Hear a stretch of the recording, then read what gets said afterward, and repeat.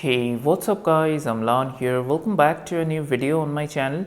In this video, I'm going to talk about iOS 16.0.2 update and how is it performing, after using it for a few weeks. So I've been using iOS 16.0.2 on my iPhone 13 for a couple of weeks now, and many of you have asked me to show the battery life and the performance. How is it performing on my iPhone 13? So in this video, I'm just going to exactly talk about that. I'm going to show you the battery life, the battery performance, and in general performance, and what are the bugs that I did face during the testing period of my time, and whether if you have still not upgraded to iOS 16, because I know for a fact many of you haven't upgraded and they are still on iOS 15.7, whether you should upgrade to iOS 16 or not. So watch this video till the end. But before that, if you're new here and happen to enjoy this kind of videos on my channel, do give this video a thumbs up and also consider subscribing to the channel. Now with that being said, let's get right into the video. Alright guys, so the first thing first, let me go to the settings, general and about section.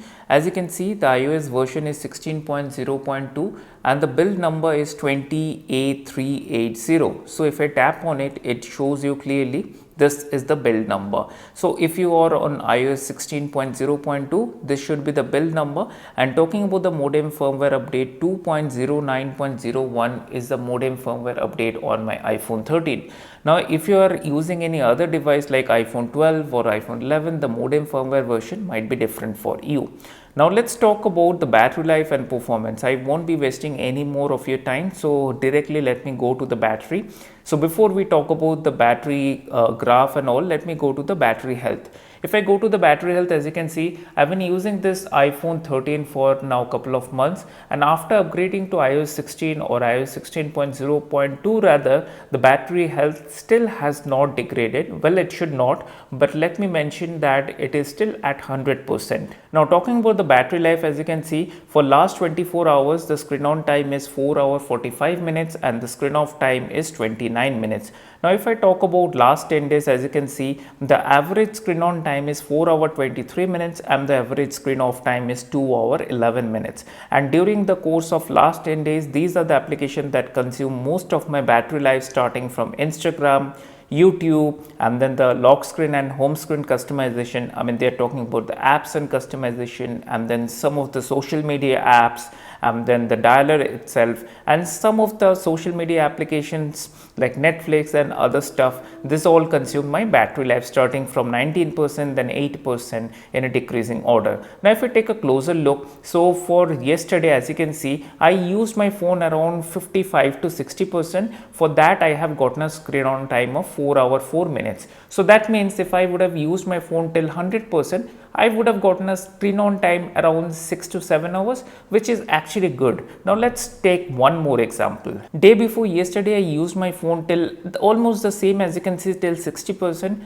For that, I have gotten a screen on time of 4 hours 23 minutes and screen off time of 1 hour 5 minutes. So that denotes if I would have used my phone till 100%, I would have gotten a screen on time hour between 5 to 6 hours, right? So that's the same case with all this last 10 days. So I would say if you use your phone till 100%, you should be able to get a screen on time between 5 hours to 6 hours, depends on your particular usage. Now many of you have told me that the battery drain is happening fast. Let me tell you that if I generally like to charge my phone during the night, and when I wake up in the morning, I get tons of notification, and I also do video calls and stuff. Office call also happens on this iPhone.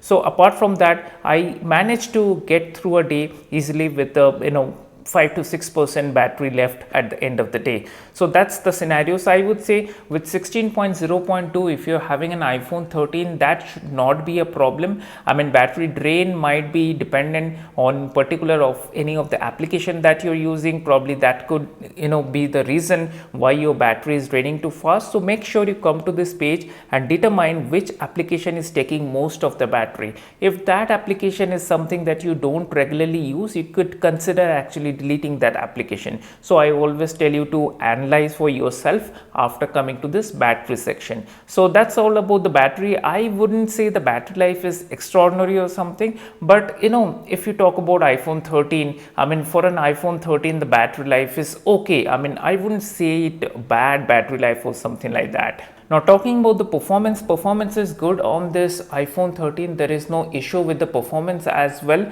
If you talk about the general performance and opening application, it is still loading because of the Wi-Fi, and the opening the application and closing and keeping the application especially in the memory, so everything works fine. So there is no issue with that. Maybe if you have an older iPhone like iPhone 10R, you might feel a little lag here and there, but with the newer iPhones like iPhone 12 and 13, or if you have a 14, you should not actually face any lag or in general any performance issues or stuff. But many of you have requested me to show the Geekbench scores. So here are the Geekbench scores I showed during the initial video as well. So the single core performance is 1753 and the multi-core score is 4639. So the scores actually have improved from iOS 16 video. So with the iOS 16 video, I showed you that on iPhone 13 the scores are a little lower, but with iOS 16.0.2 update the scores are up to the mark, and actually it shows in the performance as well. Not only the scores, I generally don't like to believe in the benchmarking scores and all, but in general the performance is also good. Now talking about the bugs I did not face, and many of you were asking me whether to can you unlock your phone in landscape mode or not. I would say it's possible, but if you have an iPhone 13 or 13 Pro, then only it's possible. But if you have an iPhone 12, iPhone 11 or older iPhone, then it's not possible.